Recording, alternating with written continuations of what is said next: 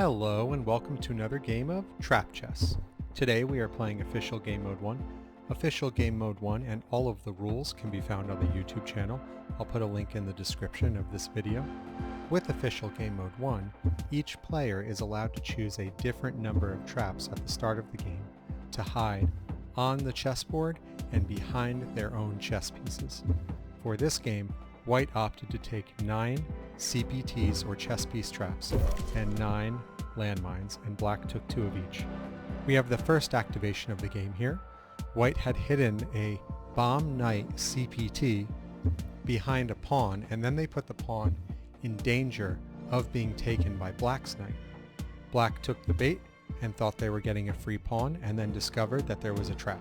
So in this instance, Black captured 1 point or 1 pawn from White, and then the CPT captured 3 points, because that's what a knight is worth, back from Black. So White was able to not only make Black lose a turn by spending a turn to take a piece and then losing that position on the board, but also have them lose extra points.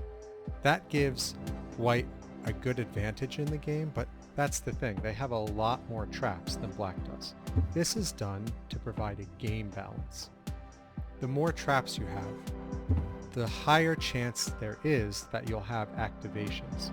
The more activations you have, the more balance that is brought to the game of chess.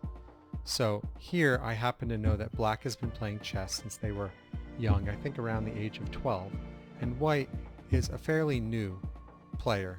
They've recently learned how to play, and they've been playing on the channel to help me out.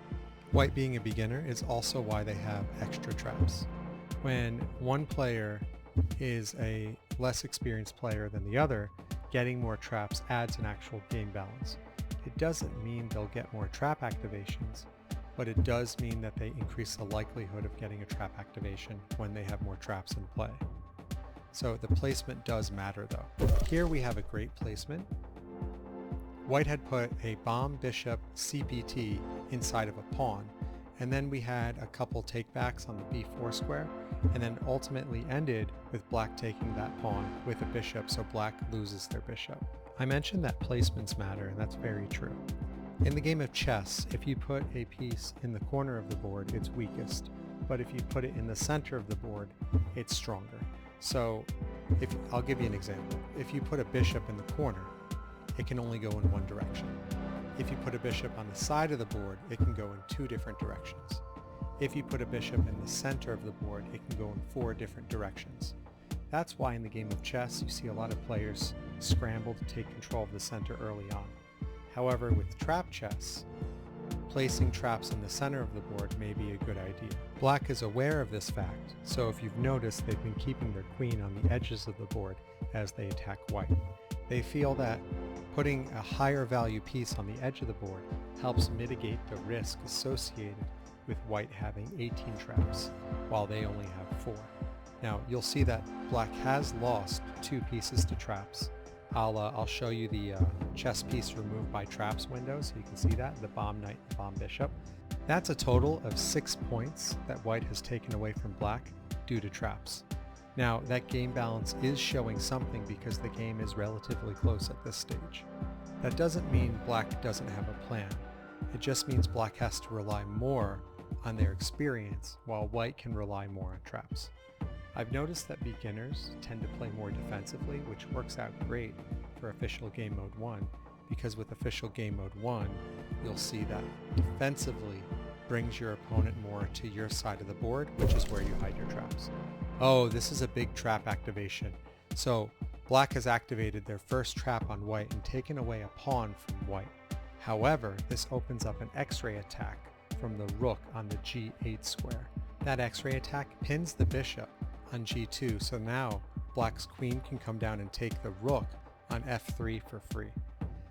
I'm going to put a link up in the top right hand corner of the screen while I show you the chess pieces removed by traps window again, and that link will talk about X-rays and traps, because there is a new strategy that comes about from activating traps in trap chess while utilizing X-ray attacks.